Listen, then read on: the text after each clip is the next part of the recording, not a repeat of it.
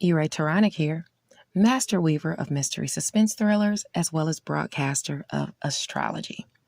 Here to present to you Mental Chatter Musings star player for the month of February, romance novelist Danielle Allen.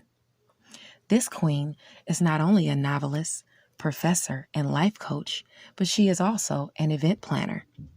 Living authentically has been the key to her living her best life. With a background in social sciences, helping people better understand themselves so they can become the best version of themselves is one of her passions. Writing contemporary romance novels that change the status quo of the genre is another.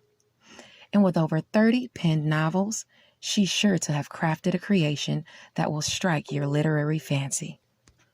This month, we are granted the honor of diving into her newest creation, which will be releasing on February the 19th, The Cask.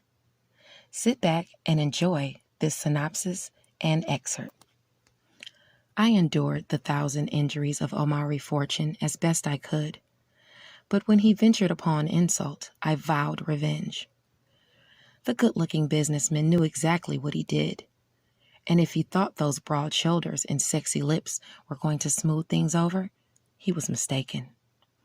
If he thought flirting was going to change things, he was incorrect. If he thought asking me on a date was going to make things right, he was dead wrong. But his advances gave me an idea. They say keep your friends close and your enemies closer. And when you want revenge, it's best your enemy doesn't know he's your enemy. But how close is too close? It's now time to take the dive into The Cask. He was the sexiest man I'd ever laid eyes on. I got a whiff of his cologne and it drew me closer. And when his chocolate brown eyes with the longest, darkest lashes I'd ever seen blinked over at me, my breathing hitched.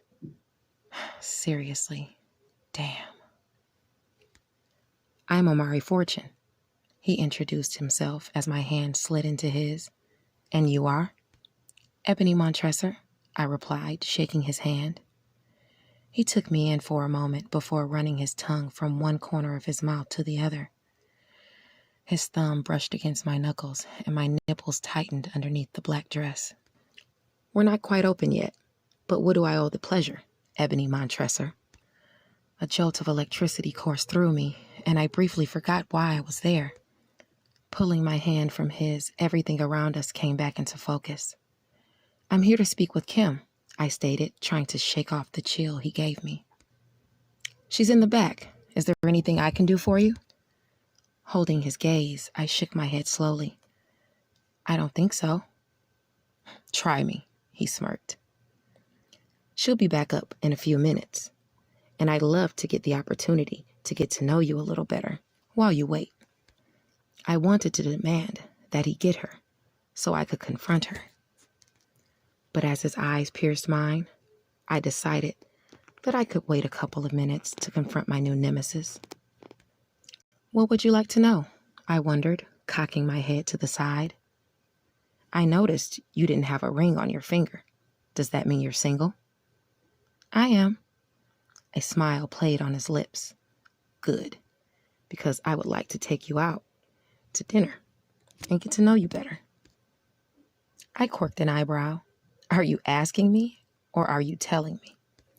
I'm telling you what I want, and now I'm asking you if dinner is okay or would you prefer lunch? I hope you've enjoyed this dive into The Cask. Click on the link, check out the newsletter, and pre-order so that you can receive it in all its glory on February 19th.